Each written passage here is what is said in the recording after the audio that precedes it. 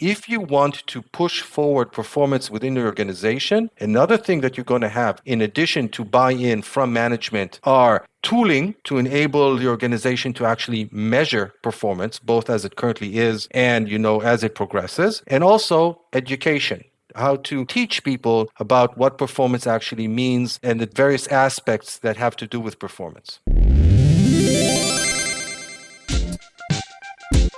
What's up, friends? This episode is brought to you by our friends at Retool, the low-code platform for developers to build internal tools. Some of the best teams out there trust Retool. Brex, Coinbase, Plaid, DoorDash, Legal Genius, Amazon, Allbirds, Peloton, and so many more. The developers at these teams trust Retool as the platform to build their internal tools, and that means you can too. It's free to try, so head to retool.com/changelog. Again, retool.com/changelog.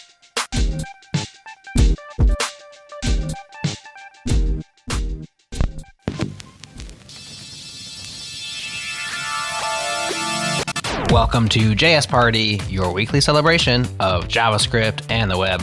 We record live on Thursdays at 1 p.m. U.S. Eastern, 10 a.m. Pacific. Subscribe to our channel at youtube.com/changelog to be notified of when we go live. And don't forget to follow the show on Twitter. We're at JSPartyFM. Special thanks to our partners at Fastly for shipping JS Party super fast all around the world. Check them out at fastly.com. Okay, let's do this. It's party time, y'all.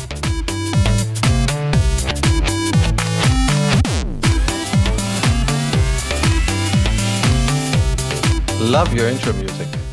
Yeah, well, I love that you were the first person to talk on this podcast. That's great. I was going to be like, hi, party people, blah, blah, blah, blah, blah. Dan is awesome. Yay, this is going to be an awesome show. Blah, blah, blah, blah. All the same stuff I do all the time, because I'm always really excited about our incredible guests and panelists. But yes, we have awesome party intro music. And for a party-themed podcast, I think, fairly on brand for the most part. Mm-hmm. Oh, it's 80s music, and I'm an 80s person, Yeah. I was born in the 80s, for what it's worth. But I won't say how old I was in the 80s. Let's leave it at that. Hey, and age is currency in my world. But anyways, so hi, party people. Welcome. We're very excited to have a very, very special guest today, Dan Shapir, which we'll pass over the mic to in just a second. With me today is Nick Nisi. Hello, welcome, Nick. Ahoy, hoy. If I sound a little different, it's because I have my first cold in 2 years now that the weather is 80 degrees. And it's not COVID. No, it's not. Oh, gosh. Yeah. Well, and so welcome, Dan. We're very excited to have you here. Thank you very much. I'm very excited to be here. Yeah. And so Dan is kind of this really, I would say, a wealth of information. A font. Yes. I'm a font of information. All of the above. So Dan has kind of been writing software for a really long time. And he's one of those rare engineers that has managed to, I think, persist over time. It's very hard, I think, to stay up to date with engineering trends over just even the course of 5 years, let alone the course of a decade, let alone the course of 2 decades, right? So I think you're in this interesting group of people that has been writing software for a long time, and you're able to kind of bring that relevancy of how you write software into what you do on a day-to-day basis, with your current job. And I think that's what makes you super awesome. So well, thank you very much. The more things change, the more they stay the same. Right. So Dan is a performance tech lead at Insurance Next and Next Insurance. Yeah. We're an insurance company. I kid that I'm now an insurance agent. No, but seriously. We are one of those insurtech unicorns. That's what we are. Yeah, that's super cool. And previous to that, you spent 7 years and change kind of at Wix and leading up the performance efforts there, which is really cool because Wix is kind of downstream to millions and millions of websites. Exactly. Think hey, it's not just how do I make my website go faster? Making my website go faster also then makes or making my infrastructure go faster enables all these other websites to go faster, right? So it's this very interesting ripple. My favorite catchphrase in that context was that, on a good day, I would come home and tell my wife that today I made 150 million websites load and execute faster. And she wouldn't care at all because she's really not into tech. So it doesn't mean anything to her. But yeah, one of the great things that I had about working at Wix was the scale of the number of websites hosted on the Wix platform, and also the growth. So there was a lot of scale in a lot of ways. And yeah, it was a very interesting time. Yeah, I mean, it's really fascinating. I mean, so Wix is like, I think like kind of being downstream from that many kind of users is just always an incredible platformy challenge, right? Because you kind of have to build extensively and kind of roll out changes gradually. And there's kind of a lot of considerations to take into account. Like, Actually, I would have to say that one of the great things about Wix, by the way, it's important to say now that I'm no longer at Wix, I'm not representing Wix in any sort of a way. This is just my opinions, also not the opinions of my current employer, Next Insurance. And obviously, the more time passes, the more out of date I will be about what's going on there. But one of the really interesting things about Wix was the amazing rate of change that they maintain. They do something like a system is updated like every 2 minutes. The software changes at an amazing pace. There are thousands of ongoing A/B tests and experiments. So the rate of change is amazing there, even though, like you said, they are downstream of so many websites that depend on them for their uptime and stuff like that. right. So you clearly like developed a lot of expertise with perf, and there's a really great article that you wrote recently on Smashing Magazine around kind of a case study for perf that a bunch of perf improvements. Sort of my parting gift to Wix was writing an article about a case study, how we improved performance at Wix, because the performance was actually quite radical. When I joined Wix, even though it was a long time ago, like you said, but even later than that, since let's say the beginning or the middle of 2020 to today, Wix performance has improved something like eightfold. So that are pretty astounding numbers if you think about it. And if I go back before then, it's more than an order of magnitude. And that's despite the fact that the websites that you can build on the Wix platform have become significantly more sophisticated and complex and feature rich. So it's not just improving the performance of what you currently have, it's improving performance even though you're providing a lot more features and functionality. So just to give some context there, I haven't used Wix too much, but I think I know a little bit about it. Like is it a low or no code solution for creating websites? It's both. Okay. Originally Wix was no code. Okay. What's known as a drag and drop or website builder, also a CMS because you can also put data in there and use it to populate the dynamic parts of your website. So it's both a website builder and a CMS.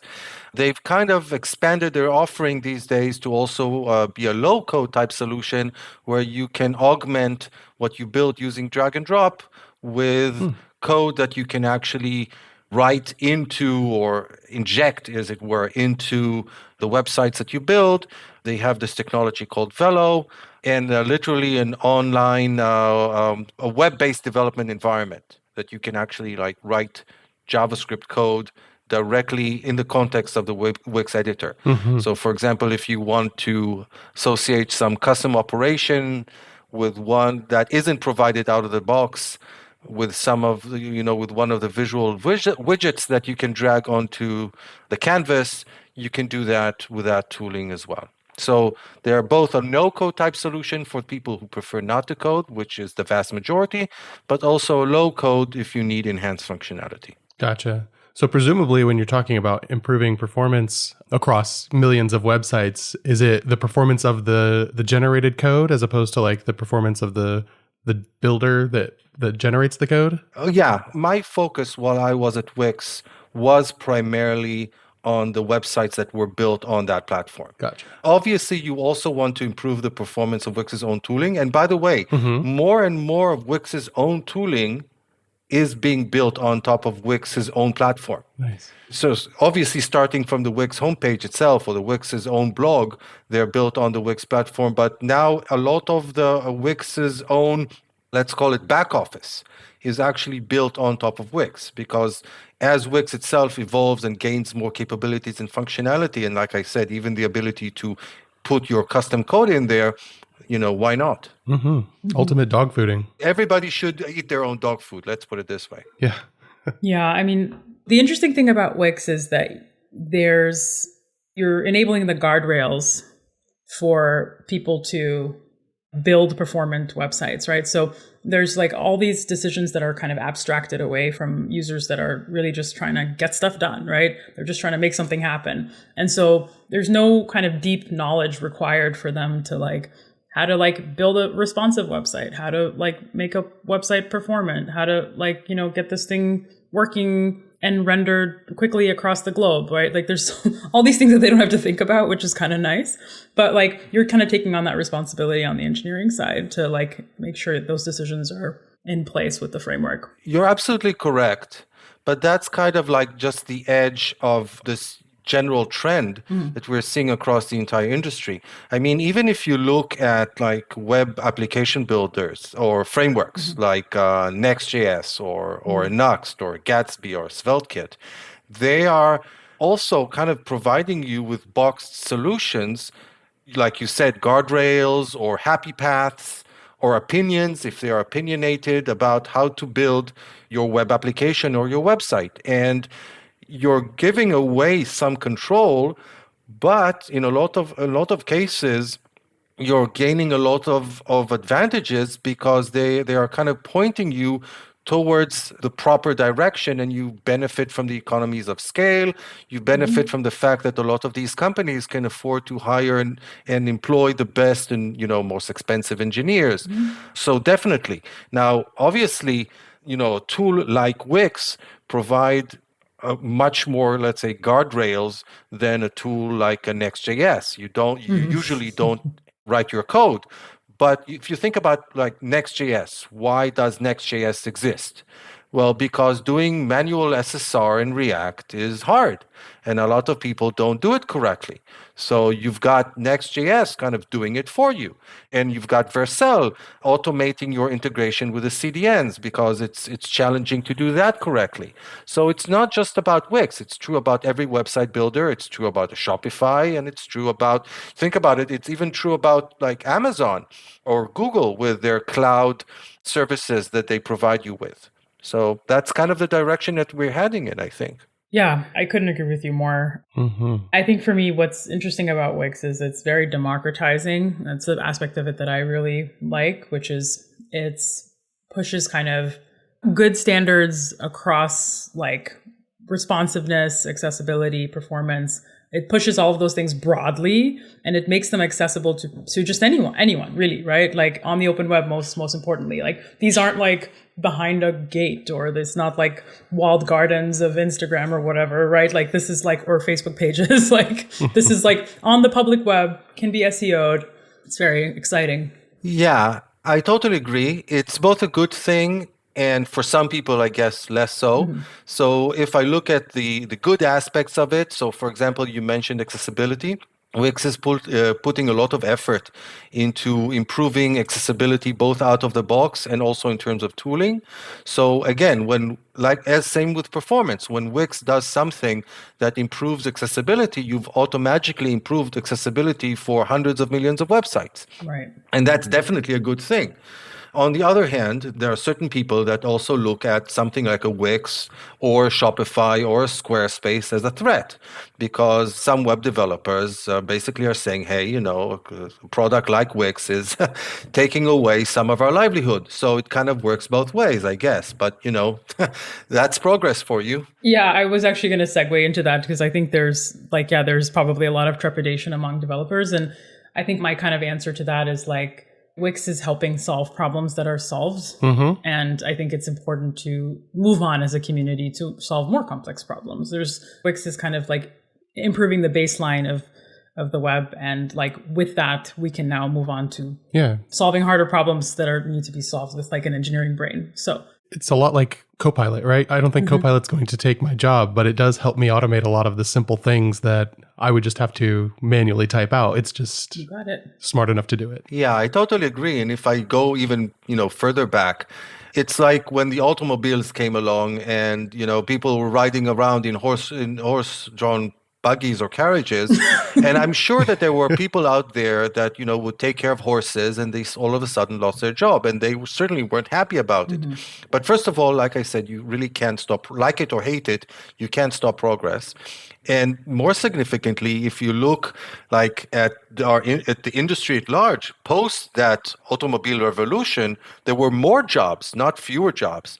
So, so far so good in that context. Yeah, no, absolutely.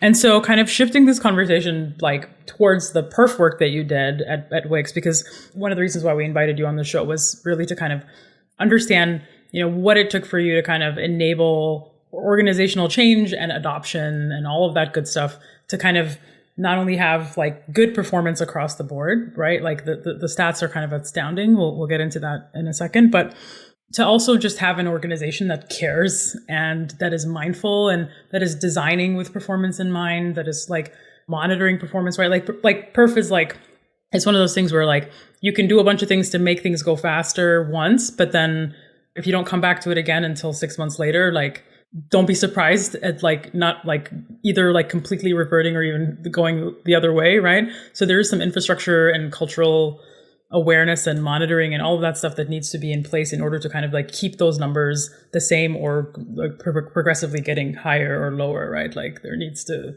So can you tell us a little bit about like maybe why performance matters and why it's actually so challenging? Yeah, exactly. Everything that you said is absolutely correct. I like to say that with performance, if you're not progressing, you're regressing. You hardly ever stay at the same place. If the software that you're working on is dead and nobody's releasing anything, then maybe you stay where you are. But hopefully that's not the situation where we're at. So we're constantly enhancing our software offerings, adding features, adding capabilities, making our software heavier usually because, we sit around, for some reason, developers insist on writing code all day and that code gets deployed. And that's more stuff that you've got to download, parse, run, just work. So software tends to get heavier. Now, if you're running stuff on the back end or on your desktop, software that you installed or as a mobile app maybe, then you might not care so much because that deployment process is just this one-time tax that you pay. That's not the case with the web. You pay this tax almost every time you launch the software where it needs to get downloaded into the browser and executed. So yeah, we've created an environment in which the performance in which, or the time that it takes for the software to be downloaded, effectively installed and activated directly impacts the user's experience. And very significantly so. Like, you don't get a second chance to make a first impression. And if your first impression is that your visitor is just waiting around staring at a spinner, or even worse, just staring at a blank page, then obviously that's not something that you want.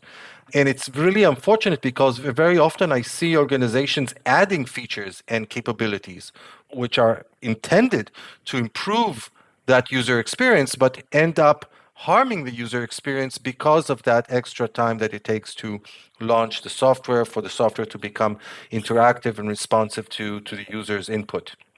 Now, when I joined Wix almost 8 years ago, people weren't really thinking about performance that much. In that context, at least my boss, the VP of R&D at Wix, was ahead of his time, I guess, that he felt that web performance was something that we really needed to invest into.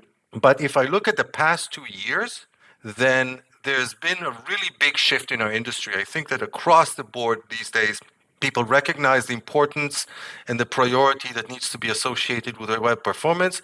We've got Google to thank to a great extent for that. Another thing that I like to say, as you can see, I like to say a lot of things. I'm a talker.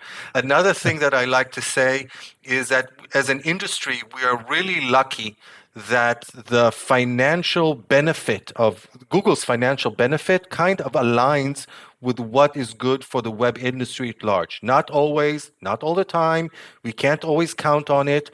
But in a lot of situations, that's the case. Because they're like the biggest ad company in the world, most of their ads are on the web. So the more people are on the web, more money that Google makes. So they want the web-based experience to be good so that people will be more on the web. And like I said, that's kind of lucky for us.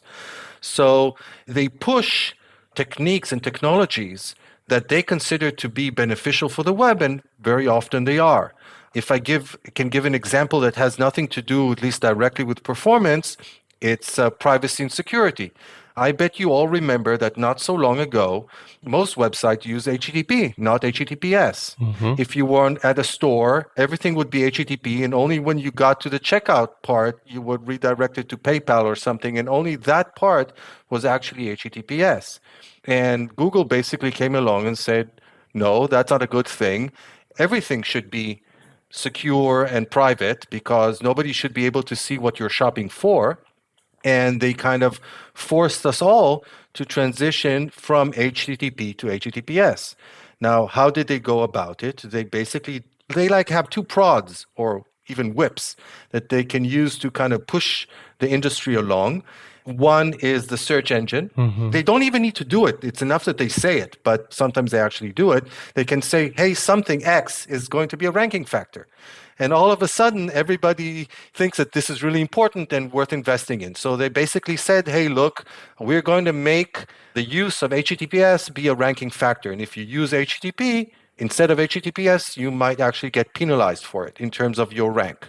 And the other thing that they did, their other prod, is Chrome, where they control the most popular web browser, and they can change the user interface in that browser to reflect certain choices that sites make. So I don't know if you recall that for a while, if your website used HTTP instead of HTTPS, the address bar would actually have a reddish kind of background. This is bad, this is dangerous, you don't want to go there. Not secure. And you saw how quickly everybody transitioned from HTTP to HTTPS. And they basically decided to try to do the same thing more or less for performance. Only for performance, it turned out that it was more difficult, because with HTTP or HTTPS, it's very easy to see whether a website uses HTTP or HTTPS. It's either one or the other. But how do you determine whether a website is performant or not? And that's the reason that they came up with Core Web Vitals. Now, we won't go into that because that certainly deserves an episode on its own. But once they introduced Core Web Vitals, and once they said, here are tools that you can use to measure these metrics for your website, and you should know that in a couple of months, we will start using these metrics as a ranking factor, that kind of pushed the entire industry to improve those metrics, which usually led to some sort of a performance or user experience improvement. Not always, but often.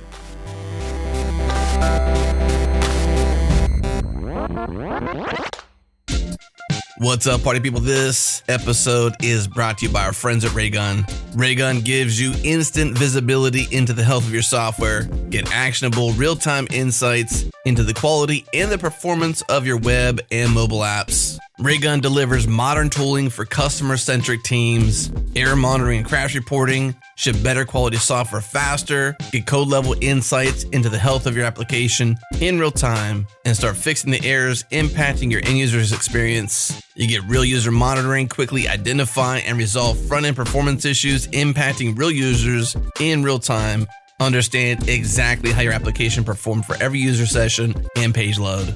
And of course, application performance monitoring gain unrivaled visibility into server-side performance, unlock detailed code-level insights into the root cause of performance issues so you can take action and deliver lightning-fast digital experiences. The next step is to head to raygun.com and start your free 14-day trial, no credit card required. Join thousands of customer-centric software teams who use Raygun every single day. Again, raygun.com.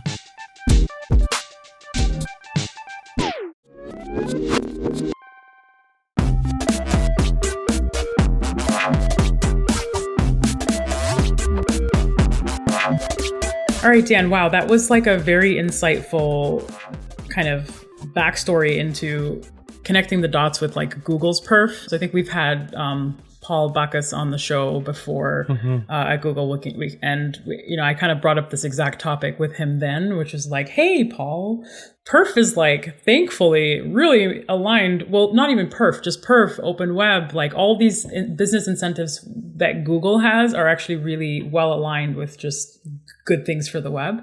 Like Google's pushing perf, Google's pushing more people using the open web versus like walled gardens, right?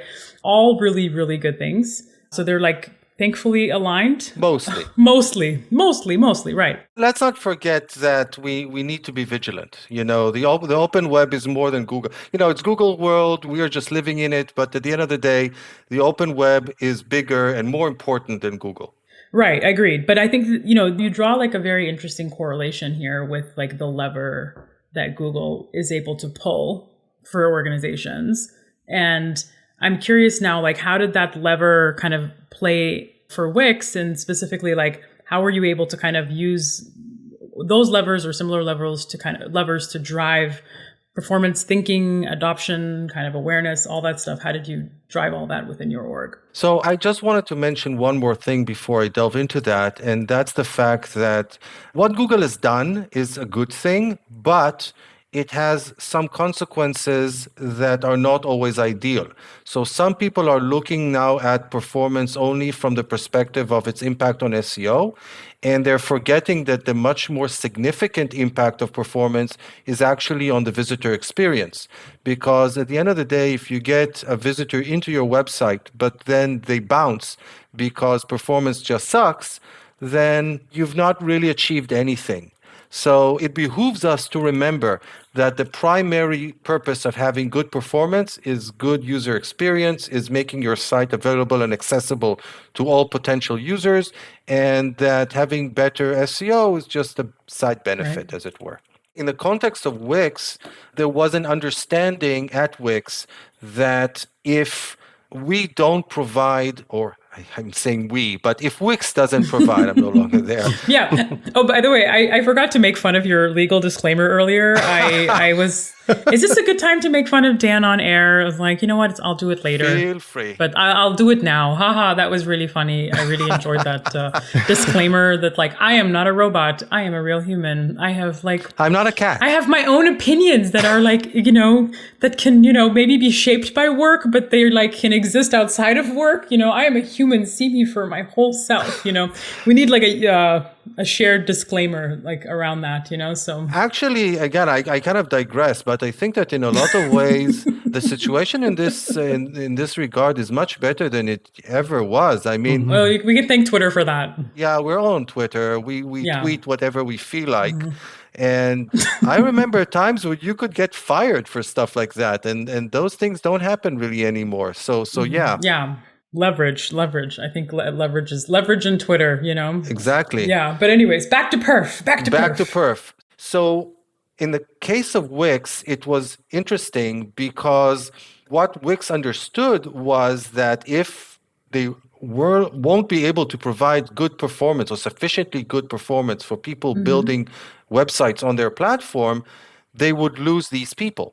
If you build a website on Wix, and then because you've heard that the performance is really important, so you went and you ran one of the performance tools, which they're in abundance these days. You've got PageSpeed Insights, you've got Lighthouse built into DevTools, you've got the excellent web page test. There are so many tools out there that you can use to measure performance.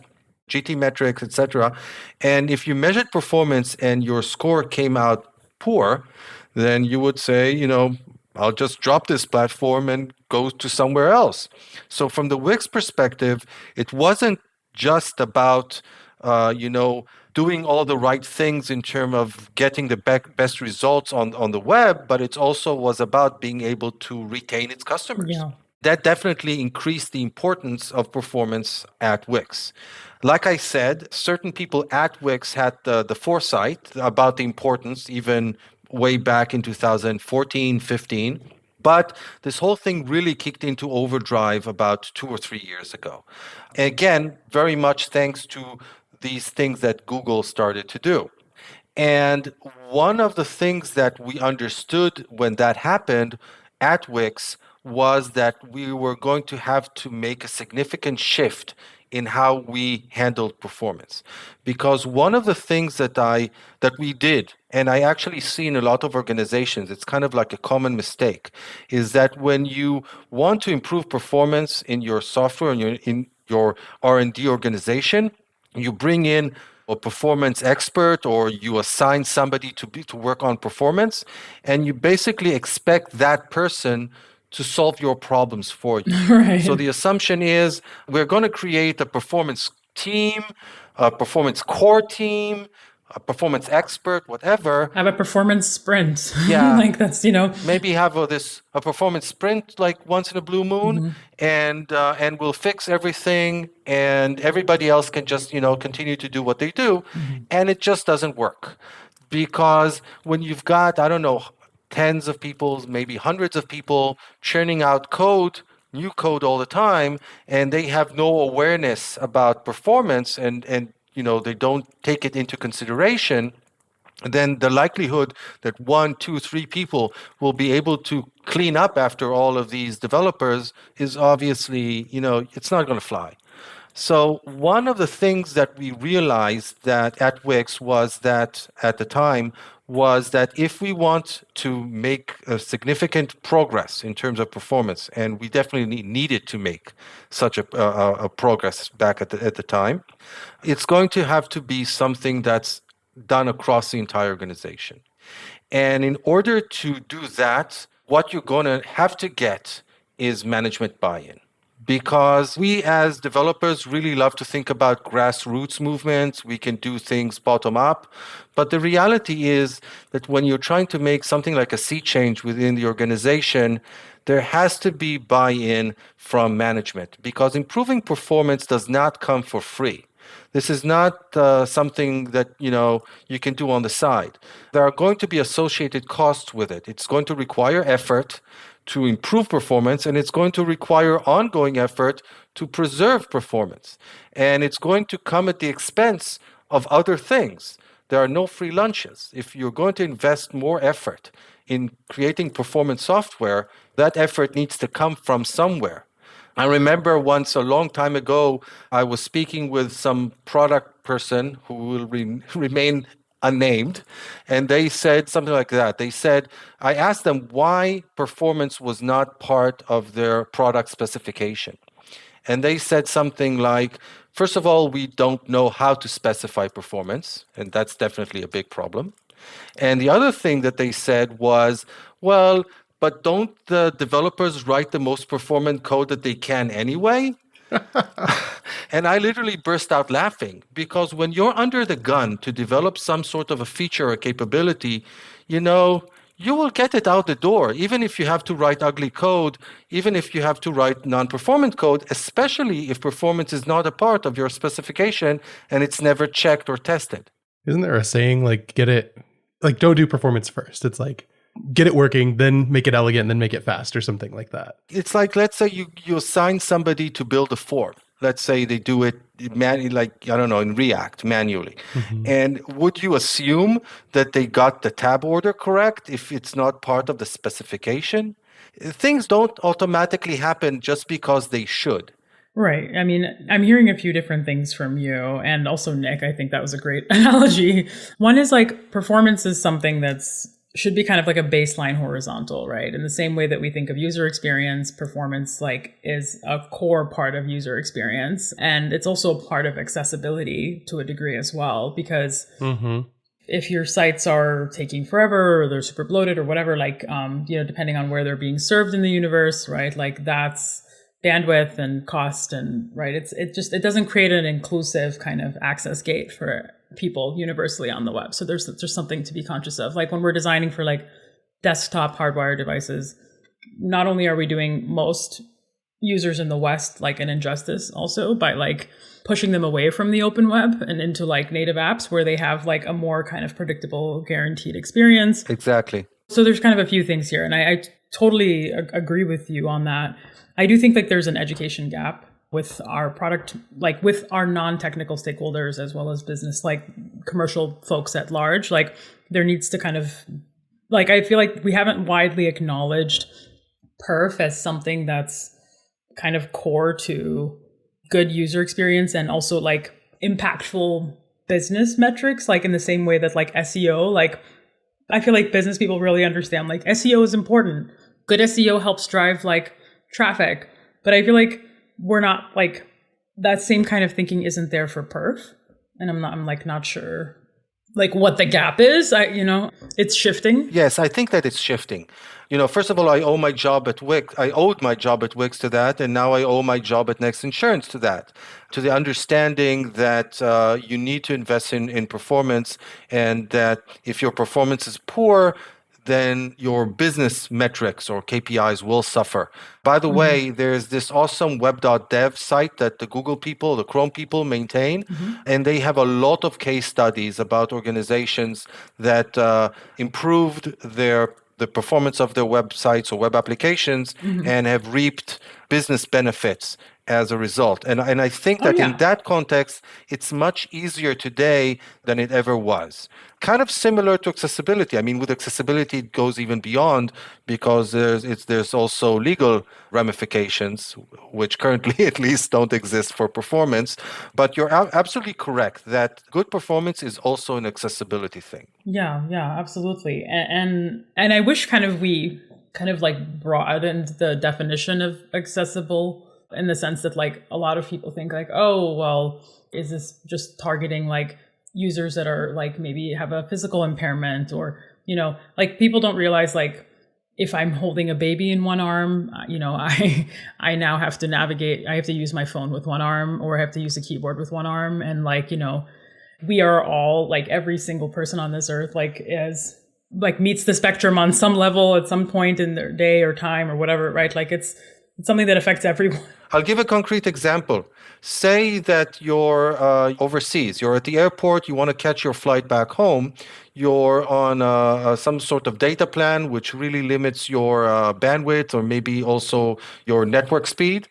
And you want to try to make it into the airline website to see what's going on with your flight, but they decide that they want that airline website has 5 megabyte background image of some plane taking off that you literally care nothing about, but you actually need to download, and that eats up your entire roaming data plan, or it just doesn't load at all, and you can't check on your flight. These things happen.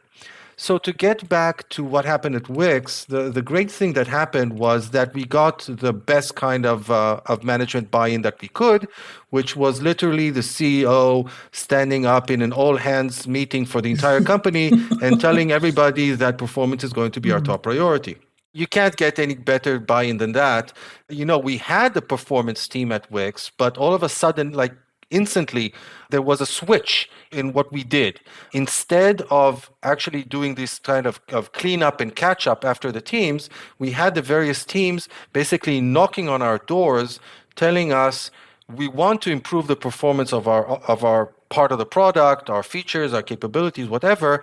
Please teach us how to do that. And also, please provide us with tools that will enable us to verify that, to measure where we are now, to measure where we are, let's say in 6 months, and to see that we actually achieved some sort of progress. Which brings me to one of the most important points, that if you want to push forward performance within your organization, another thing that you're going to have in addition to buy-in from management are tooling to enable the organization to actually measure performance, both as it currently is and, as it progresses, and also education, how to teach people about what performance actually means and the various aspects that have to do with performance. Yeah, no, that makes perfect sense. I mean, if we kind of break that down a little bit further, it means like if a developer has a pull request that they're trying to send over the wire, right? Like having some type of baseline SLA and or metrics kind of tracking in that pull request that like lets them know, hey, you're introducing a regression or you're not, right? So that's one. But also on the product side, what that means is, product managers and designers and, folks that are kind of shaping some of the feature requirements, right, should be thinking around what are our performance SLAs, right? Like giving some guidance for and understanding like what's our baseline today, how are we going to either maintain that baseline or like improve it, right? So I think that there's thinking there.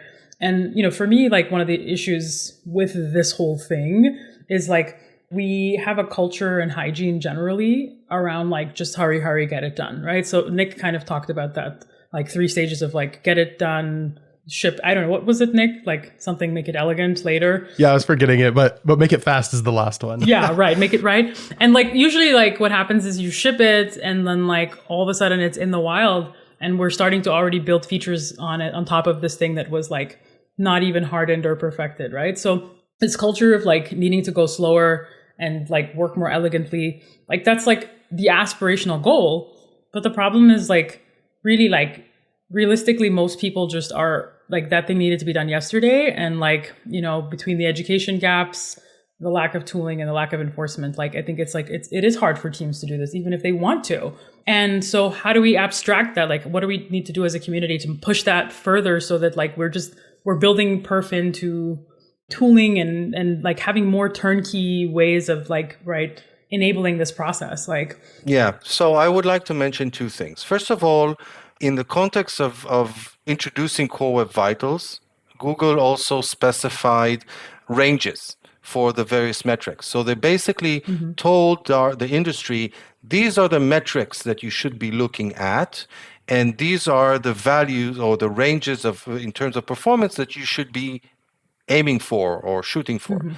And that made it a whole lot easier for product people because they can use these specifications that have become a kind of an industry standard. So that's one really good thing that has happened. Again, though, you need to educate your organization about that. Now, fortunately, there's a lot of information about that already available. There are a lot of excellent talks you can find on YouTube from the Chrome Developer Summit, for example. I've spoken about it multiple times, so you can find my talks on YouTube or podcasts or whatever, and a lot of other people have as well. So this information is out there. So that's item number 1. What I would also like to mention is something called a performance budget. So one of the ways in which you can enforce proper behavior is by automating it. So kind of similar to the way that you have end-to-end tests or even unit tests to ensure that as part of your CI/CD process, that because you're in a rush to release a new feature, you're not breaking some existing feature in the process, because otherwise you would. So even though you're pressured to release this new feature or capability, if you break a test, well, guess what? You can't release. And what performance budgets do is that they enable you to do the exact same thing with performance. So basically, you decide that you're going to be measuring a certain metric. Let's take a simple one: the amount of JavaScript that you download down to the browser. controversial topic, by the way, because we love JavaScript. We love it. We love it so much. Yeah, it's a JavaScript podcast. Yeah, use sparingly is best. Not sparingly. Not as but you know what I sparingly mean. as it used to be. I hope that somebody like Alex Russell doesn't kill me for saying this, but browsers have become much better at handling larger amounts of JavaScript. So I'm not saying, go wild and start shipping gigabytes of JavaScript. Gigabytes, the new metric. I love this. Yeah. Gigabytes. But browsers are much better at handling larger JavaScript payloads than they used to Right. be. So again, the platform is kind of protecting us from ourselves, you might say, or saving us from ourselves. Well, they've had to, in all fairness, like they've had to. Yeah, for sure. Like I think like V8 actually, like for example, the V8 engine, which powers Chrome, Node by default, Edge. now, right? So any kind of Chromium flavor, right? So it did a bunch of optimizations around stuff and for React. Yeah, no, actually not specifically for React. I'll give an example of one just optimization. They actually do stream parsing. So the JavaScript is actually parsed as it downloads. It used to be the case that you had to download the entire JavaScript resource and only then would it get parsed. Now it actually is parsed while it downloads, and it's parsed off of the main thread.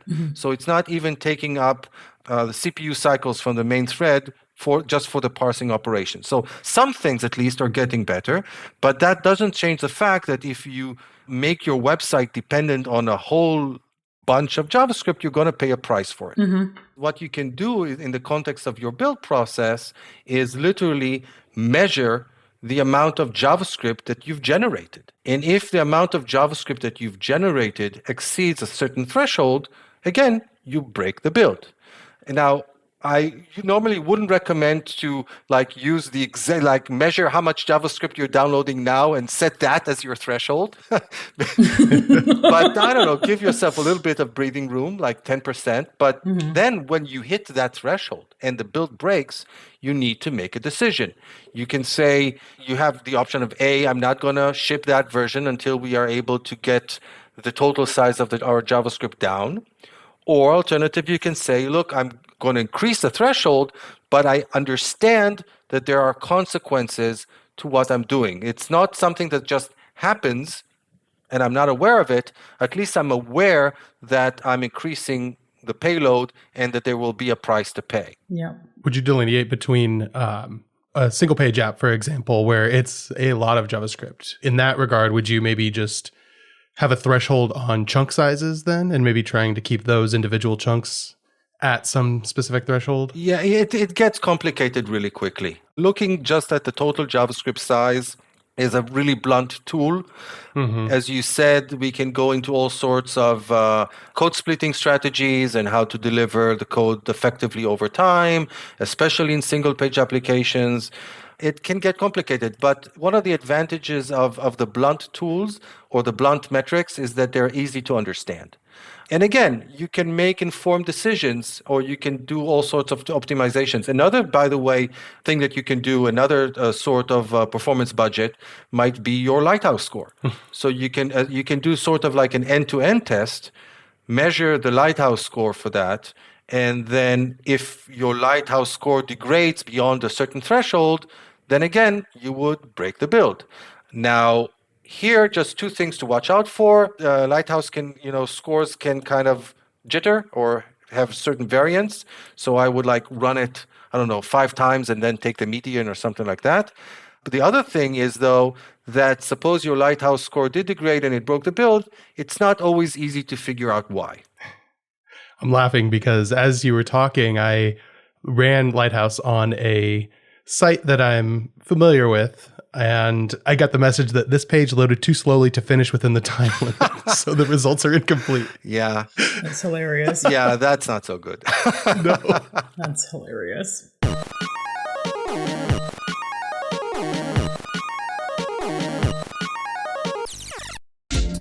This episode is brought to you by SignalWire. SignalWire offers APIs, SDKs, and edge networks around the world for building the realest real-time video and video communication apps with less than 50 milliseconds of latency. They use WebSockets to deliver 300% lower latency than APIs built on REST, making it ideal for apps where every millisecond and responsiveness makes a difference, like apps that need instant natural language understanding, real-time machine vision, or large-scale video and audio conferencing. Here's what makes them different. They use MCU, multi-point control unit, that mixes all video and all audio feeds on the server side, and then distributes a single unified stream back to every participant. That way, every participant in the apps you ship experience the same video and the same audio. Your apps have none of the awkward audio effects, obvious lag, and jumpy video. It's all smooth, great UX, creating a more lifelike virtual experience without compromising audio or the video quality. Head to signalwire.com/video, mention JS Party to receive an extra 5,000 video minutes. Just go to signalwire.com/video, and remember, mention JS Party to get those extra 5,000 video minutes.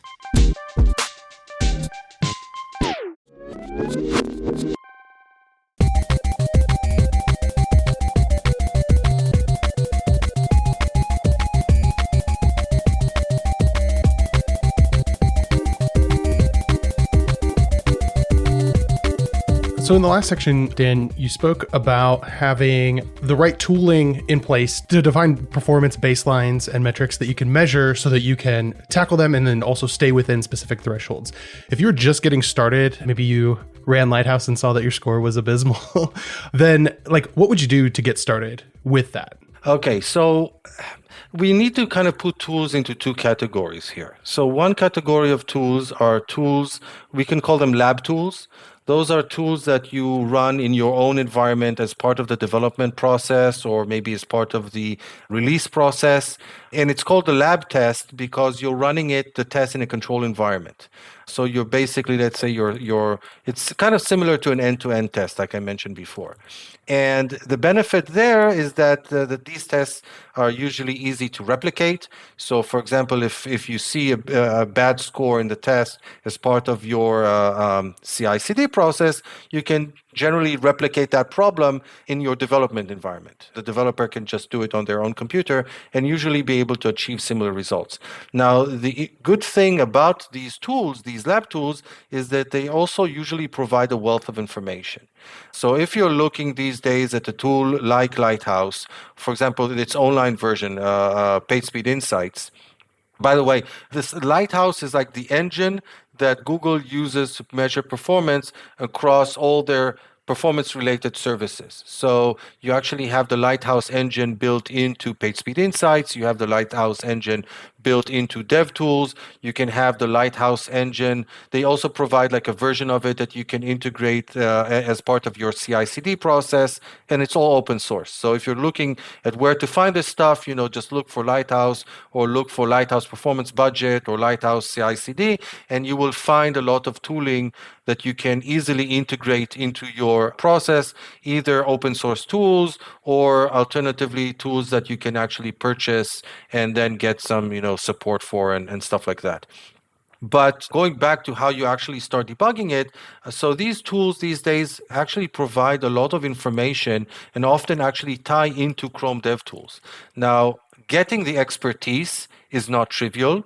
These tools can be really sophisticated, and that's exactly where having a performance core team or a performance specialist or alternatively bringing in a performance consultant can actually pay dividends, because you definitely can't expect, let's say, your average web developer to be familiar with all the intricacies of the performance tab in the Chrome DevTools. I don't know how to read a flame chart, to be honest. Maybe we'll do an episode about that. Yeah. It's not that bad.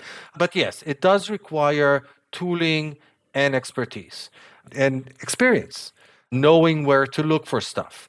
And undoubtedly, the web has become such a sophisticated environment. There are so many moving parts these days that getting the best balance, it can be challenging. And I've seen a lot of people jumping into wrong conclusions. By the way, you remember that old saying that's kind of attributed to, who did Knuth attribute it to? I forget. That premature optimization is the root of all evil. Basically, what that means is that you shouldn't start optimizing before you've actually measured, determined that you have a problem, where that problem exists, what actually is the problem, and only then you should start optimizing. Because if you start optimizing based on your intuition, I can guarantee that you'll optimize the wrong thing. Yeah, thank you for bringing that up, because I think that's something that's very lost on folks. Like, performance should be very targeted in terms of your approach. Like, you should first measure that something is a problem and then kind of work your way backwards from that measurement, right? So make a change, remeasure, right? So there's a very kind of methodical approach to perf work that it's not just like, oh, let's just ship this less JavaScript, or let's just do this, right? Get a baseline first. Like, that should be your framework. Get a baseline. If you're trying to make a change, get a baseline. Until you have a baseline, you don't even know that you are making improvements towards that baseline, right? So like, get a baseline, figure out what you need to do to shift that baseline, then figure out how to continue measuring that shift, right? So there's like there's multiple aspects to this, but like this rinse and repeat framework, you have to be very methodical when doing perf work. It's very different than kind of software engineering that's like painting with a wide brush on a blank canvas everywhere. Like, perf work is very much kind of targeted reverse engineering, repeated again and again and again and again. And I can't tell you the number of times that I've seen flame wars on the internet somewhere about what is more performant, for each or a for loop. And I usually tell people, I wish that that was your performance problem. Right. Oh my God, right? That's so funny. Yeah, these little micro optimizations that people argue over. It's kind of like the nerd brain trap, you know? It's like, no, it's not like using plus plus versus this other, you know, like how you increment a variable or how many variables you have in your code is not the not the real problem. I was around when that actually mattered. And these are not those days. Correct. Right. We have bigger fish to fry now, right? Exactly. That's so interesting. And actually, you know what, Dan, you know what's interesting about that? It's that, for example, the entire kind of framework for measuring performance, like, right. So we've gone from like these like low level, like worrying about these like low level code optimizations. I feel like that's like legacy baggage from back in the day. It's like some weird like legacy historical baggage that we have from like programmers that were dealing with like, you know, 20 megabytes of RAM as their like top level constraint or whatever. You know what I mean? Like those are way like they're actually super outdated. And you can actually leverage. So I remember like the Facebook team, we'll put a link in the show notes, but the Facebook team came up with this tool. There's like a pre-optimizer. I can't even remember what it's called. Nick, do you remember what it's called? It's like this module for like, you can hook into your build pipeline that like optimizes your JavaScript. We will link it in the show notes. But essentially, it kind of takes, you know how like when you write code for humans, it's like optimized for human understanding. But, you know, if you really want to get super nerdy about optimal code, like you can write it, but guess what? A human's not going to be able to really read it or digest it in an easy way, right? So we write code so that like we can collaborate and contribute to it. But you can actually, if you really want to kind of get those micro optimizations in your code, you can actually like there's tools that you can integrate into your build pipeline that will optimize your JavaScript as well. And if you're looking for those micro optimizations, but really most of the time you're looking for the bigger fish, you know? If you're looking for micro optimizations, don't. Well, no, that's a good problem to have in the sense that like it means you've exhausted all of your other options. Unless you start there. And believe me, you haven't. I've seen organizations fight about about optimizations of their JavaScript code, and at the same time download a 5 megabyte GIF. Right. And you know, what are you guys even doing? And that brings me back to another thing that you want to measure, because we spoke about lab measurements. There are also what is known as field measurements. And field measurements are about trying to capture the actual experience of your users in the field. Mm-hmm. So you want to effectively instrument your website in order to collect performance information, report that back into your own databases, as it were, or alternatively into some service that you use, and I'll touch on that in a minute.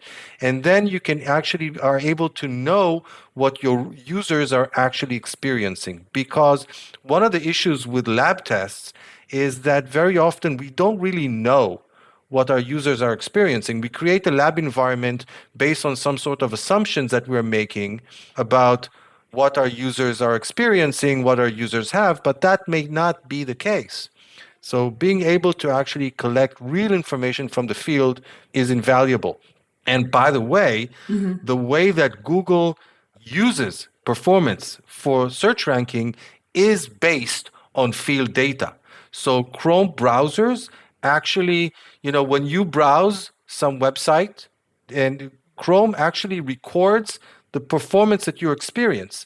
And unless you opt out, it actually reports those numbers, anonymously, of course, back to the mothership. So Google actually collects performance information about almost everybody who's browsing using Chrome, and they use that information for the performance factor for their search engine.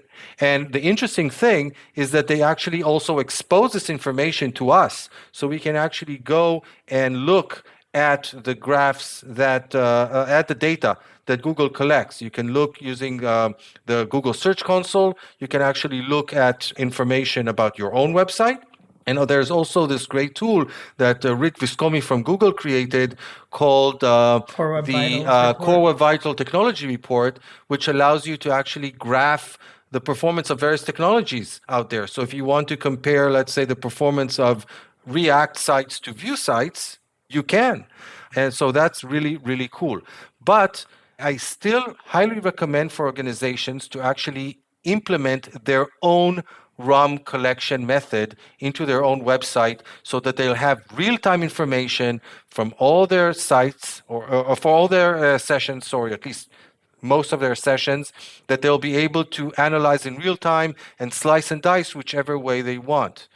And fortunately, there are a lot of third-party tools that you can actually use for that purpose these days. So, for example, you've got a product like SpeedCurve or Akamai M+, or Pingdom, or New Relic, or Raygun. Just search for ROM performance monitoring, and you'll end up with this huge list. And what they do is basically they work very, very similarly to a Google Analytics. You embed a small script in your website.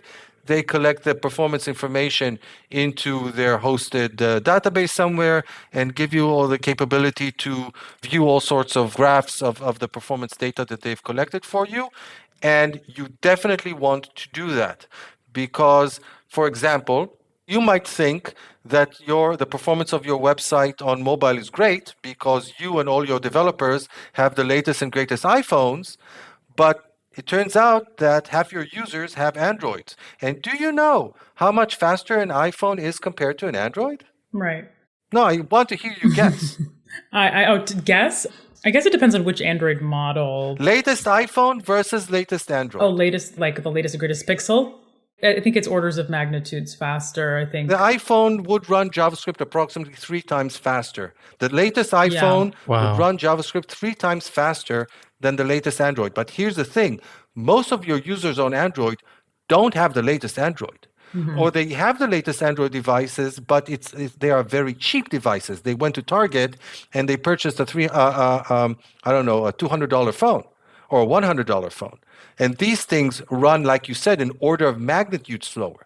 So being able to collect field data that shows you how your users actually experience your website can be crucial in this context, because you say, hey, turns out that all our Android users, they're bouncing because the website is so slow. Yeah, no, absolutely. So to kind of frame this and sum up this information, we definitely need to do some measurements, definitely need to do some analysis. That analysis should certainly be partially driven by lab data, bot data, CI data, whatever data. However, you need to also understand where your users are coming from, what types of devices they have, and try to kind of actually replicate get some field, quote unquote, field data. It's not quote unquote, it's actual field data. Okay, field data. Oh yeah. I'm trying to use the word field in a different way.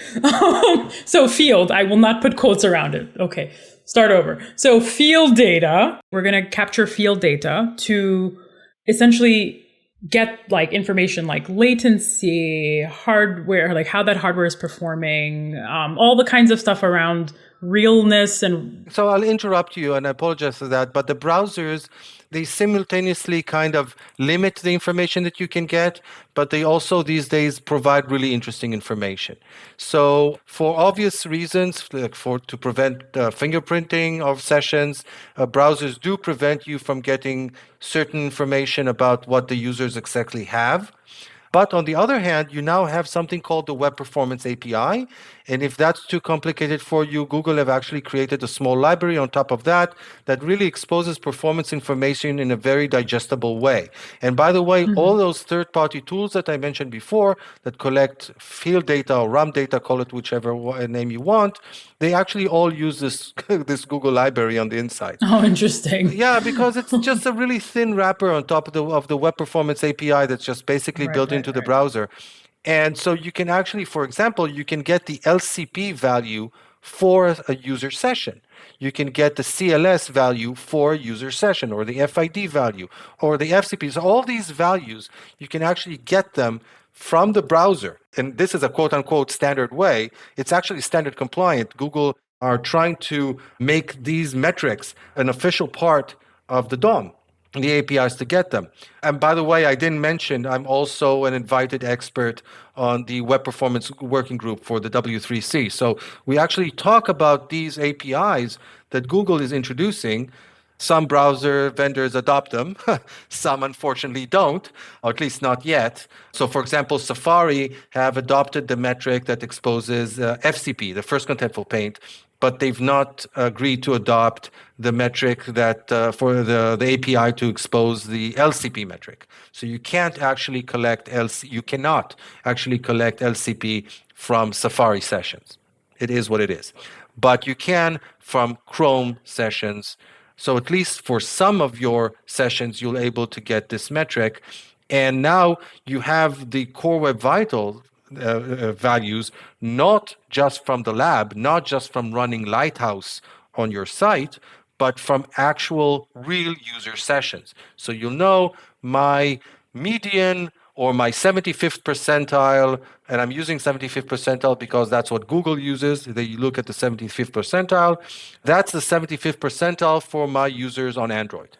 And then you can know what your situation looks like. Yeah. So thanks, Dan. So we kind of rumbled through a lot of very specific, detailed information and mentioned a lot of acronyms in a shorter period of time without really giving context to folks. So apologies if you're like, what is LCP, FCP, TCP, whatever. Yeah. So Core Web Vitals is its own really discussion that we hope to get into in the future. We're going to link to some of that information in our show notes so that I think you can kind of dig into like what some of these statistics are. But it's really kind of, to summarize it, it's really just like, how long does stuff take to paint on the DOM? How long is stuff taking to kind of like become interactive, right? So there are kind of various metrics around this, and Google has kind of codified around a 3 or 4 set of Core Web Vitals. I think it's three number, I think now. Yeah, there are 3 metrics. Right. So yeah, do we want to just quickly mention them? We've talked about this briefly in other shows before. LCP, which like you said, how quickly stuff gets displayed. CLS, which is how visually stable the stuff is. You don't want a website where things shift or jump around. And FID, or first input delay, is how quickly it responds to your first interaction. You got it. So so let's not have too much jank. Have it not take too long, right? And like input delays as well. So there's those are the 3 kind of areas that they're circulating around. And we're definitely going to hopefully have a show kind of really dedicated to digging into that in the future. We're kind of hoping to get some broad strokes from Dan, which we've already gotten so much like phenomenal information around, like organizational adoption and like how to measure, where to measure, what to measure, et cetera. All right. So we've talked about this, like how to measure, what to measure, et cetera. So now can we make right, in order to kind of really have the buy-in organizationally around enforcement and like the kind of swaying hearts and minds, and right, there's a lot of education that needs to happen in order to kind of do all of this within an org. Like trying to do this within one team is really kind of challenging without having kind of some advocates within the org. So can you shed some kind of insight into how you were able to do that at Wix? So at Wix, like I said, we had a core performance team that we were large enough so we were able to afford that, kind of similar to how some organizations have like a core security team or a core privacy team or accessibility team. Whether or not your own organization can afford it, it's a question. But you definitely do want to have people that, let's say, have a larger skill set, let's call it, or specialization in that context. So, like I said, improving performance does require resources, and that's part of it. So one more thing that we did at Wix, we also had performance champions in different parts of the organization. So you had that core team, which was a central repository of knowledge and information and whatnot. But within the different teams, you also had your own, as it were, representative pushing on performance within that context of that team. Now, obviously, if you're smaller, then you may not need these 2 levels. 1 level might be enough. But if it's a large organization, that's something that you definitely want to consider and look at, because even with an organizational buy-in, if you have too small a team, they can easily get swamped.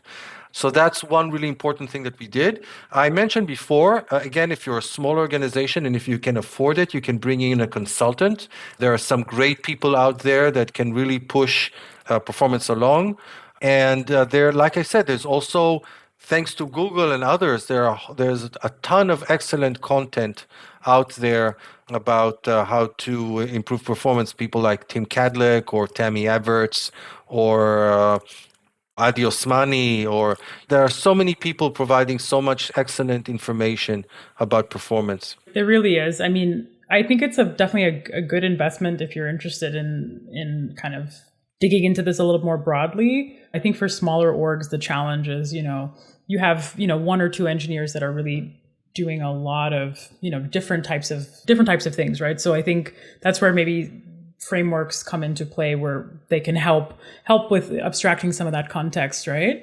But this is hard stuff, and don't beat yourself up for it too much. I think we've kind of scaled the web and we've scaled our surface areas without actually catching up educationally, the cultural. Yeah, the amount of information that you need to kind of grasp and know these days in order to be a front-end engineer, not even talking about full stack engineers. I know that mythical beast. The amount of information that you need to be knowledgeable about, to experience it, it's just overwhelming. That's undoubtedly true. Mm-hmm. It really is. It really is. And so, my advice to folks who are looking to dig in is actually, I would say start at the browser level, right? In the sense that understand just how browsers work and how networking works, right? That's a really good place to start. A book that I would recommend is High Performance Networking by Ilya Grigorek. He spent time at Google and achieved that name. He colloquially was called the internet plumber while he was at Google.